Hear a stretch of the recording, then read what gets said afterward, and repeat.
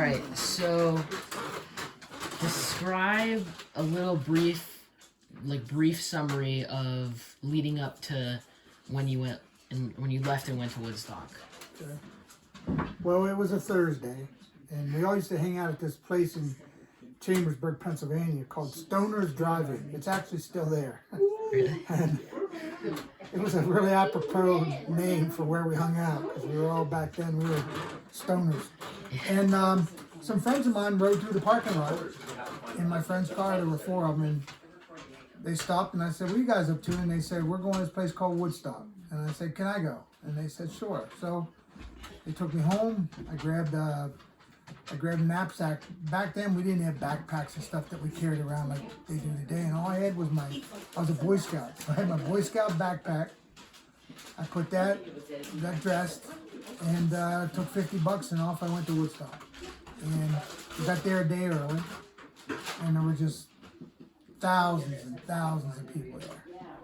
And we walked in through this gate, and somebody said, hey, you want to buy some tickets to Woodstock? And we said, well, I think we're in. So we never bought tickets, and we were in, and spent the night, and then the next day it started. What was the, like, when you walked in through the gates and like saw all the people, like, did it feel like you guys were all together, like, peaceful and everything? It was awesome. It was the most peaceful thing I'd ever gone to. I mean, I don't know how many people were there. They say anywhere from 250,000 to 700,000, you know? But there wasn't one fight that I ever saw.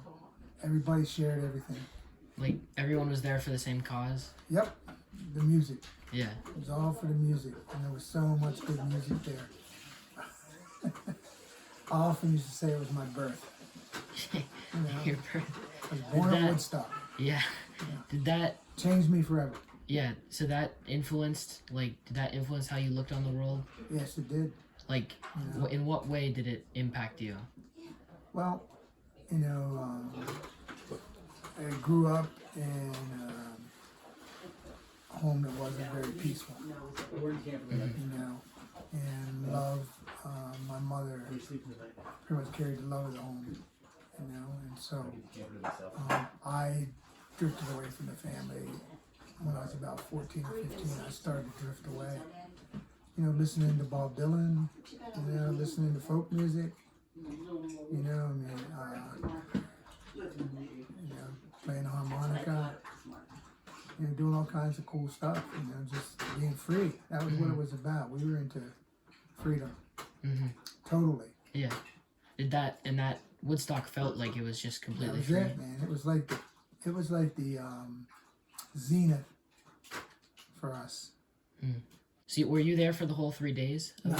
No? I went Sunday night to go get showers. I mean, no one knew how historic, how great this thing was, how large it was. I mean, when we tried to come back, we went to Binghamton. One of the girls, with one of the guys I was with, we went to Binghamton and met up with these girls. These guys all knew them. I didn't know anybody.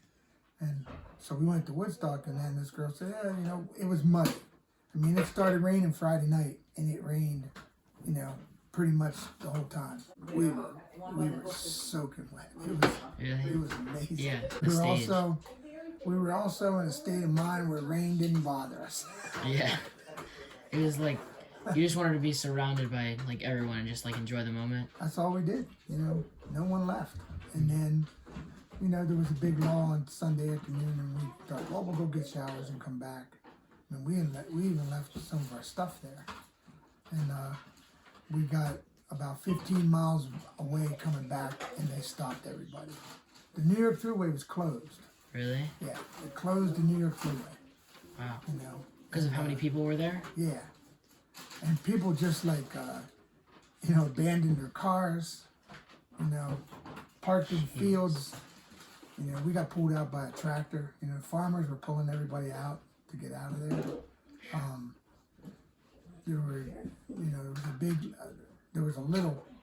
It was at this place called, Woodstock was Woodstock, New York. It was this little village, and every year they had a music and arts festival. So they decided that they'd have the Woodstock Music and Arts Festival, but I don't know at what time they decided, but they realized this was going to be bigger than they wanted. So they tried to cancel it, but this other little town called White Lake, that's where it actually was, near Bethel. It was in Bethel. Oh yeah. And so they decided they'd do it. But, I mean, it was just monumental. I mean, there were school buses coming from New York City. School buses loaded with people, kids, Jeez. people. I mean, all their camping gear. You know, no one really camped. I mean, it was too busy. So they wanted like anyone who could be there to like feel it and enjoy it. Yeah, you know, they lost their shirts on the first Woodstock. They lost their shirts. You know, they made no money. They lost a lot of money. But since then, they've recouped a lot by selling stuff and you know, like this thing, posters and all that kind of stuff. Yeah. This dates back to 1969 when it was Woodstock. Wow. It was a bootleg poster. Oh yeah. And you know, it was you know, I wish I had known you were doing this later. I have tickets, tickets for food, but they ran out of food in like a couple hours on Friday, and the foods are little red tickets and said "Food for Peace" on it. Oh wow. And I do have tickets upstairs, but you know, it was a really amazing experience. Yeah. So we shared everything. Yeah. And I had this little pot pipe, and I filled it with ash, and I lit it, and I passed it on, you know, and never gave a second thought that it never came back. So I'd say about 7 or 8 hours later, I'm sitting there, and there comes my pipe full of someone else. And someone else filled it. Stuff like that was everybody, you know. So the whole claim is like, it's like peace and love and like incorporating music in there. Right. And so do you think that was like false advertisement, or is that like what it was? It was that. It was that? It was I mean, from the moment Richie Havens started on Friday night, even through all the rain, I mean, where we sat, I've been back to Woodstock several times, the place. And it wasn't that large a place. It might have been a 10, 15 acre field, I think. I don't know. But there were so many. It took 7 hours from where I sat. It was like 6 to 7 hours for me to get through the crowd just to get to the stage. Really? And you didn't stay at the stage. They had a lane and you just walked by the stage, and that was it. Wow. You know, and then you had to try to find your way back. Yeah. But there were all kinds of little paths, and people were putting up street signs. You know, there was like, LSD Drive, you know, and Peaceful Way. You know, people had all these cool signs, you know. Yeah. So incorporating the music into it, like, that's what drew, like, that's what drew the people there? But, like, was it only the music that created that peace and love, or was it also the people that incorporated it? It was all of it. Everything? It was a moment in time that's never been duplicated in that larger gathering. Yeah. The closest I ever got going to a Grateful Dead show. Mm-hmm. The Grateful Dead, I used to call them Woodstockian events, because they were the ones who really, for me, going to see the Grateful Dead was a Woodstockian event. Yeah. You know, they had the Shakedown Street where you could go buy your clothes, buy food, buy drugs if you want. Yeah. You know, and the people were all together, friendly. Yeah. Toward the end, when Jerry died, it changed. Yeah. But you know, it was a wonderful place to be for years and years, and I always said it was a Woodstockian event to be at a Grateful Dead show. Yeah. What was, if you could, I mean, I know there was probably a lot of moments there, but if you could pick one, what would be like one of the most monumental moments at Woodstock? Like the most important that you think, like, you really opened your eyes to it? Very beginning, when Richie Havens hit the first note and started playing Freedom, it was just incredible.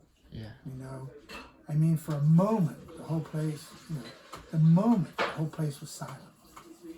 You know, it was, and then it started buzzing. You know, and like when he was, I mean, it was just everybody in unison, cheering, and clapping, and just smiling. You know, the smiles were just incredible. The one thing that I really liked there was when it was pouring rain, the hill got muddy, and we were just sliding down the hill. You know, it's like sledding down the hill. We didn't know we were getting all the mud. I mean, what you did was, if you got muddy, you just stood up. It was raining so hard it would clean you off in a minute or two. But we loved, everybody was running and sliding and just laughing and hugging. It was an incredible experience, you know. And like I said earlier, we never knew the historical significance of Woodstock till later. Yeah. As we were there and we were doing what we were doing, we didn't know we were making history. You know, we didn't know that young people like you would still be wanting to hear about it. One last thing you wanted to say about it?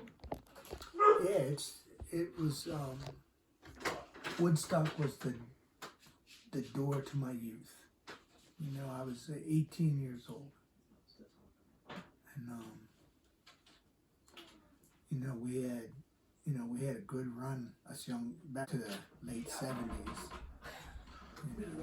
You know, I became what they call a back to Building a doghouse. Came to Vermont, built a log cabin from scratch. You know, Bob Dylan wrote a song, and one of the lines in it was, he was going to go to Utah, raise a lot of kids to call me Paul. I came to Vermont, where Jesse Winchester, an old folk singer, once said, I come from the hills of old Vermont, where what you do all day depends on what you want. And that's how it was back then. And I get emotional when I think about those days, because your youth is when you can do all that. You know, I have those thoughts and those things that I go to every now and then. I can go there, but it was the greatest experience of my life.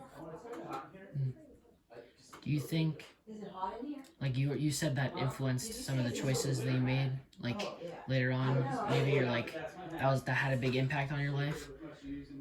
Could you pinpoint a thing that could you pinpoint if that changed like where you ended up going in life, or do you think you would have been in the same place? That's a great question. I don't always appreciate where I am, because I'm really not where I wanted to be.